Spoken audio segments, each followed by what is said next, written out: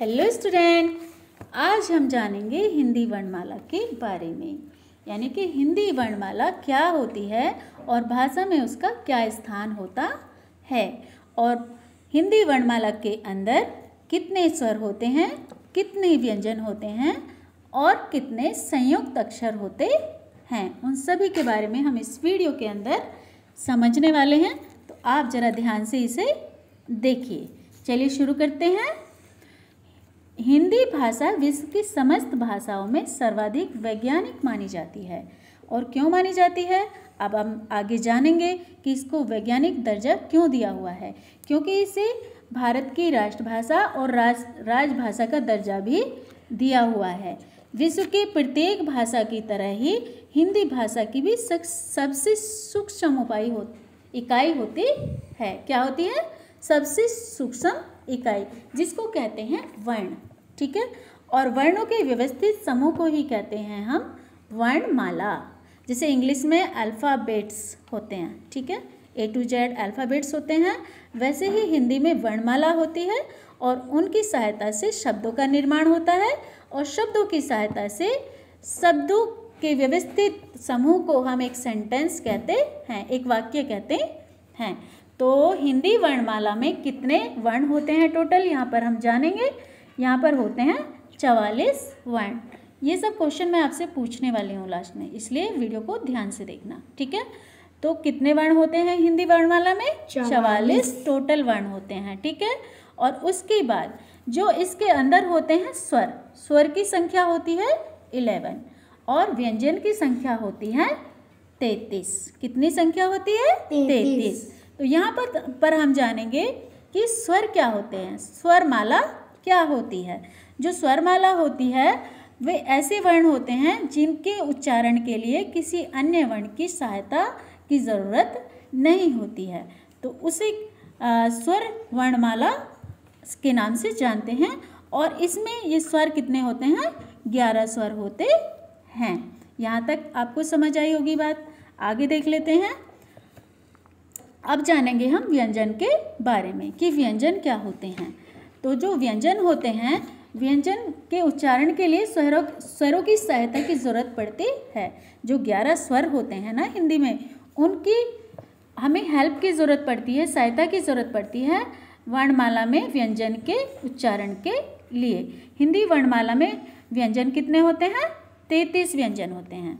व्यंजन वर्णों का उच्चारण बिना स्वरों की सहायता से संभव नहीं है।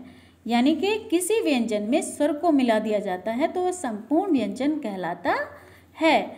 और स्वर रहित व्यंजन को हम कैसे लिखते हैं? उसमें हम लगाते हैं हलंत। आपने देखा होगा हम हलंत कैसे लगाते हैं। जैसे मैंने यहाँ पर कोई भी, आप मुझे वर्ड बताइए कोई भी, जैसे मैं लिख रही हूँ यहाँ पर ता लिख दिया मैंने यहाँ पर। अगर इसमें हम सहायता नहीं लेंगे स्वर की तो हम यहाँ पर लगाएंगे हलंत ऐसे, ठीक है। इसको बोलते हैं हलंत। हलंत का चिन्ह लगाते हैं जिसमें हम स्वर की सहायता नहीं लेते। यहाँ तक क्लियर हुआ? आगे देख लेते हैं। ये हैं आपके स्वर। ये क्या हैं आपके स्वर? ये सभी आपके 11 स्वर हैं। आप काउंट कर लीजिएगा। 1 2 3 4 5 6 7 8 9 10 और 11। कितने स्वर बताए थे मैंने? 11 बताए थे। तो ये 11 है, ओके। और हिंदी वर्णमाला में 11 स्वरों के अतिरिक्त और क्या होता है? 2 स्वर और होते हैं यहाँ पर, जो होता है अंग और अह। और ये किस श्रेणी में आते हैं? ये आते हैं अयोग वाह में। इन्हें अयोग वाह कहते हैं, ठीक है। इन दोनों वर्णों को मानक हिंदी स्वरों में स्थान नहीं दिया गया है। और इसके अलावा एक और आता है यहाँ पर, जिसे हम बोलते हैं चंद्रबिंदु। एक चंद्रबिंदु यहाँ पर लगाते हैं, ठीक है। तो इसे अनुनासिक बोलते हैं हम। क्या बोलते हैं? अनुनासिक।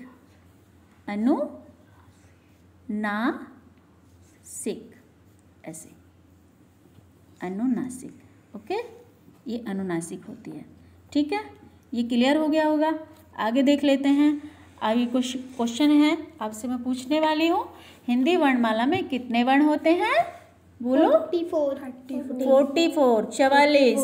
कितने होते हैं? 44।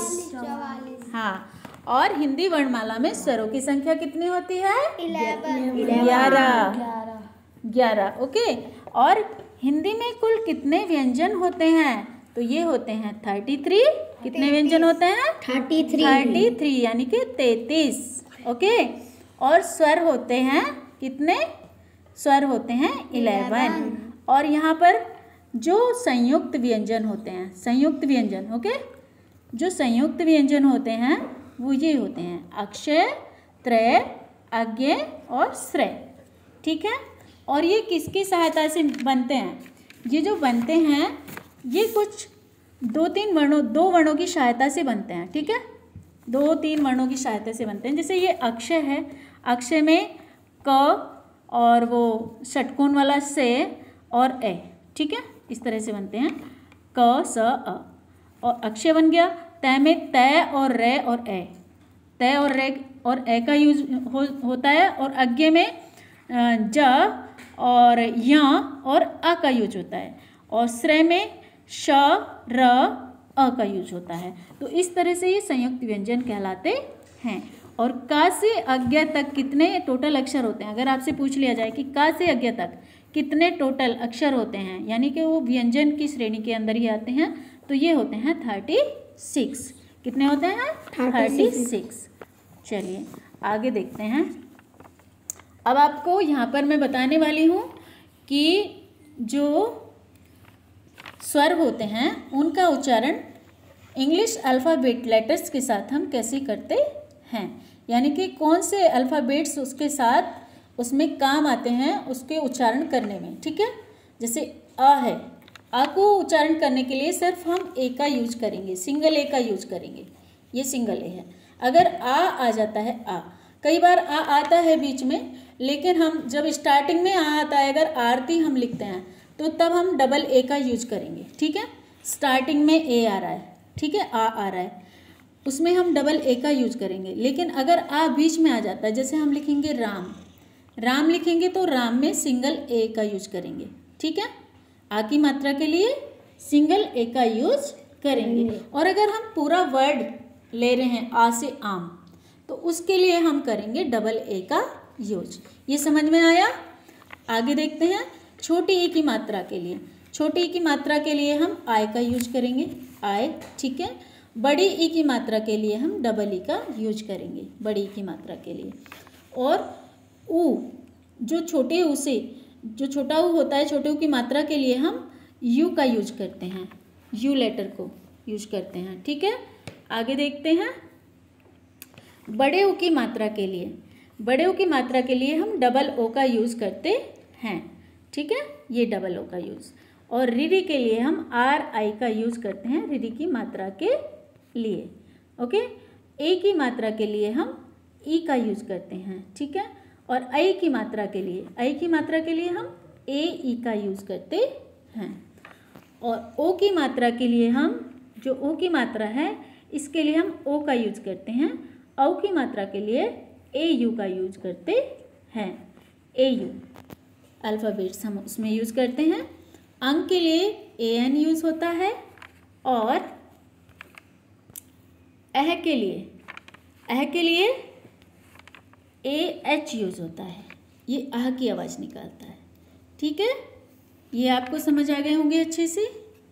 आगे देख लेते हैं। ये है आपकी वर्णमाला। ठीक है, ये व्यंजन है सारे, और व्यंजन के अंदर हम अल्फ़ाबेट्स का कैसे यूज़ करते हैं यहाँ पर हम जानेंगे उसके बारे में। यहाँ पर मैंने इसे थोड़ा सा बड़ा कर दिया जिससे आपको अच्छे से दिखे। ठीक है, ऐसे अब देख लेते हैं। का उच्चारण के से होता है। ठीक है, और खा का उच्चारण के एच से, गा का उच्चारण जी से, घा का उच्चारण जी एच ए से, और अड़ा का उच्चारण, इसे अड़ा खाली कहते हैं। ठीक है, और इसका उच्चारण एन जी ए से होता है। चा का उच्चारण सी ए से और सी एच से होता है। ठीक है, और छ का उच्चारण सी डबल एच ए से होता है। और ज का उच्चारण जे ए से होता है और झ का उच्चारण JHA से होता है और यहाँ खाली का उच्चारण NYA से होता है। ठीक है, आगे देखते हैं। टा का उच्चारण TA से, ठा का उच्चारण THH से, डा का उच्चारण DA से, ढा का उच्चारण DH से और अणे का उच्चारण N से होता है। ठीक है, आगे देखते हैं। टा का उच्चारण T से, था का उच्चारण THA से, दा का उच्चारण D से, धा का DHA से और न का NA से। ठीक है, नेक्स्ट है पा का उच्चारण। पा का P से होता है और फा का उच्चारण FA से होता है और बा का उच्चारण B से होता है। भा का उच्चारण BHA से होता है। मे का उच्चारण MA से होता है और या का उच्चारण होता है Y से। रा का उच्चारण होता है R से, ला का उच्चारण होता है LA से और वी का उच्चारण होता है वे का V से। ओके, और यहाँ से थोड़ा सा आगे देख लेते हैं। श का उच्चारण होता है SHA से और श का उच्चारण होता है SHHA से, जो ये षटकोण वाला से होता है। ठीक है, इसका SHHA से उच्चारण होता है और जो छोटा से होता है वो SA से बनता है और है का साउंड देता है HA। ठीक है, HA ह का साउंड देता है। तो यहाँ तक आपको समझ आ गया होगा कि हिंदी वर्णमाला के वर्णों को हम इंग्लिश में कैसे लिख सकते हैं। समझ आया? चलिए आगे देख लेते हैं। ये है हमारी हिंदी वर्णमाला टोटल। अब इसी को मैं पढ़ा रही थी आपको सारा, अच्छे से मैंने इसको आपको समझाया, तो यहाँ पर आप समझ भी लेंगे इसको अच्छे से। ये जो होते हैं टोटल स्वर होते हैं, आप देख लीजिए, ये सभी क्या होते हैं? स्वर होते हैं। लेकिन ये दो स्वर की में काउंट नहीं होते। इनको मैंने तुम्हें क्या बताया था? आयोग वाह। क्या बताया था आपको मैंने इसे? आयोग वाह। ठीक है, और बाकी ये क्या हैं? ये सभी स्वर हैं। 1 2 3 4 5 6 7 8 9 10 11। तो मैंने 11 आपको स्वर बताए थे, ये हो गए 11 और ये दो इसके अंदर अंग और ए है, क्या है? आयोग वाह। अब चलते हैं व्यंजन पे। व्यंजन देखेंगे, व्यंजन क्या होते हैं। तो यहाँ पर मैं छोटा कर लेती हूँ, आपको सारे व्यंजन दिख जाने चाहिए अच्छे से। ये व्यंजन है, ठीक है, और व्यंजन में आपके ये टोटल व्यंजन है, देखो, ठीक है। और यहाँ पर मैंने बताया था आपको संयुक्त अक्षर होते हैं 4, ठीक है। तो 4 संयुक्त अक्षर कौन कौन से होते हैं? वो होते हैं हमारे ये वाले, ये 4 संयुक्त अक्षर होते हैं, अक्ष, त्र, अज्ञ, स्र। और ये टोटल वर्णमाला कहलाती है व्यंजन वर्णमाला। और जो इससे पहले मैंने बताया वो होती है स्वरमाला, ठीक है। तो आपको क्लियर हो गया होगा। चलिए, thanks for watching this video. I hope आपको ये वीडियो समझ आई होगी और मिलते हैं नेक्स्ट वीडियो में। आपको अगर ये अच्छी लगी तो इसको शेयर और सब्सक्राइब ज़रूर करें और बेल आइकन को प्रेस करना ना भूलें ताकि मेरी आने वाली वीडियो आपको मिलती रहें। Thanks for watching this video.